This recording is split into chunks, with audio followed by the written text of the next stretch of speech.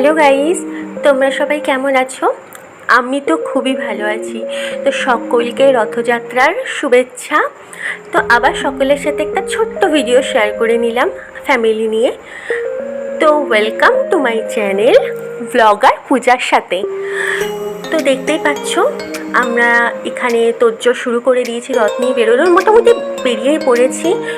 তো এটা আমার কাছে খুব একটা স্পেশাল, কারণ হচ্ছে ছোটোবেলায় যখন খুবই ছোট ছিলাম তখন এইভাবেই রথ টানতাম, খুব ভালো লাগতো। তখনকার স্মৃতিটা যেন আজও আজও যেন মনের ভেতর থাকে যে না চলো করে ফেলি, ভীষণ ভালো লাগে। আর দেখতেই পাচ্ছ সবাই খুব মজায় আছে, সবাই খুব এনজয়ও করছে।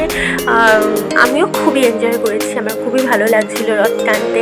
হ্যাঁ, রাস্তা দিয়ে নিয়ে যেতে, হ্যাঁ হয়তো বড় হয়ে গেছি বা অনেকটা সময় পেরিয়ে গেছে, কিন্তু তবু যেন রথটাকে হাতে নিয়ে মনে হচ্ছিলো আমি আবার ছোটোবেলাতেই ফিরে গেছি। তোমাদের কারোর সাথে এরকম হয়? বাট আমার সাথে হয়।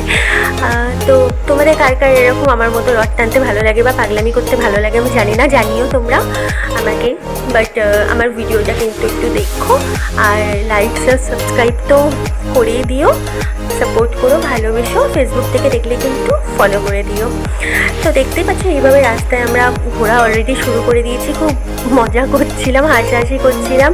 তো ওইখানে ভয়েস ওভার আমি দিতে পারিনি, বিকজ সবাই রথ নিয়ে বেরিয়েছিলো, খুব আওয়াজ হচ্ছিলো। আর রাস্তাঘাটে তো গাড়ি টাড়ি চলে, তো প্রচণ্ড আওয়াজ হচ্ছিলো বলে আমি দিতে পারিনি। এই যে একটা দিদা আমাদের রথে এসে টাকা দিল এবং দড়ি টানলো। দিদা খুবই ভালো মানুষ ছিল। আমরা প্রসাদও দিয়েছিলাম, হ্যাঁ মানে আমার ভাইপো দিয়েছিল প্রসাদ। আর এদিকে ছোটো বাচ্চাটাকে বকা শুরু করে দিয়েছে, কারণ ও ঘন্টাটা ঠিক করে বাজাচ্ছিল না, তো ওরা একটু ঝগড়া করছিলো, যাই হোক।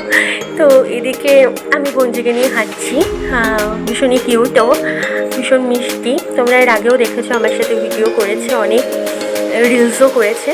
তো আমার ভাইজি, হ্যাঁ সেও খুব কিউট, ভাইপো খুব কিউট, সবাই খুব কিউট। তো এইভাবে আমার রথযাত্রা কাটলো। তোমরা সবাই ভালো থেকো, সুস্থ থেকো, আবার নতুন ভিডিও নিয়ে আসবো। ততক্ষণের জন্য বাই।